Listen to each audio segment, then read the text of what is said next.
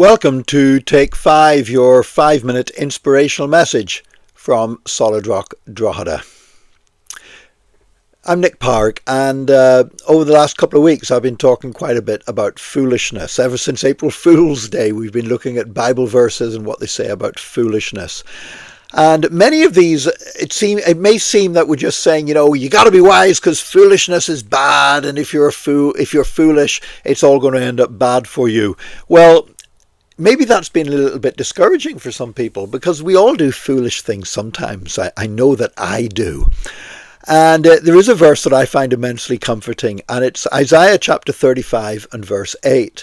And I'm reading from the New King James Version because I think it really catches this in a beautiful translation of it.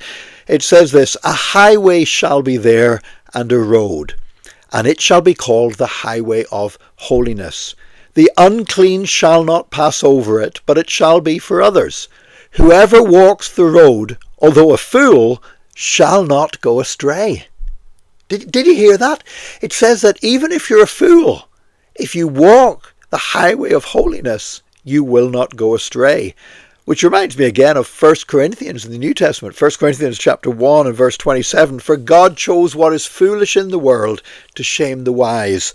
And God chose what is weak in the world to shame the strong." And even though I've been talking a lot about wisdom, and sometimes I'm teaching about wisdom and thinking, but Nick, think of all the foolish things you've done in your life, and I've done some foolish things. But you know what? I know that even if I'm foolish, if I will continue to walk on the highway of holiness, I will not go astray despite my foolishness. Now, holiness is not about trying harder to be good. Sometimes people misunderstand holiness and think that's what it is. I must be more holy. I must try harder. Holiness is a gift from God. Holiness is consecrating ourselves to God. It means to be devoted to God, set apart for His work. I was singing a song recently in a prayer meeting that says, we choose to be holy, set apart for you, my master. And in the Bible we read about things being holy. For example, there were bowls and utensils in the temple, and it says they're holy unto the Lord. Now, it wasn't because those bowls were trying to be good, but they were set apart for God's use.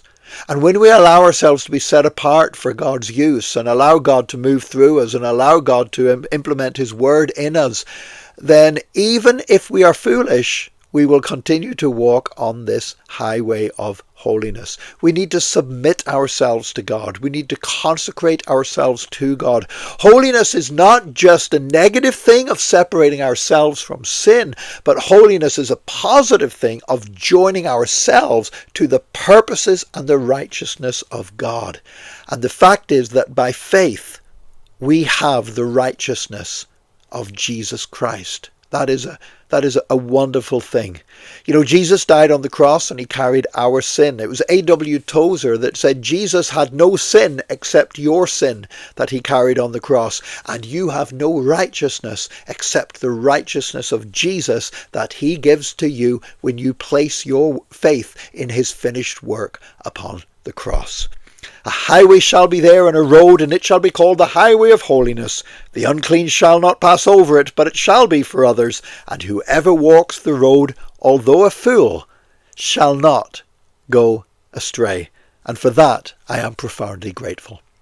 God bless you today. Join us again tomorrow for another Take 5, your 5-minute inspirational message from Solid Rock Drogheda.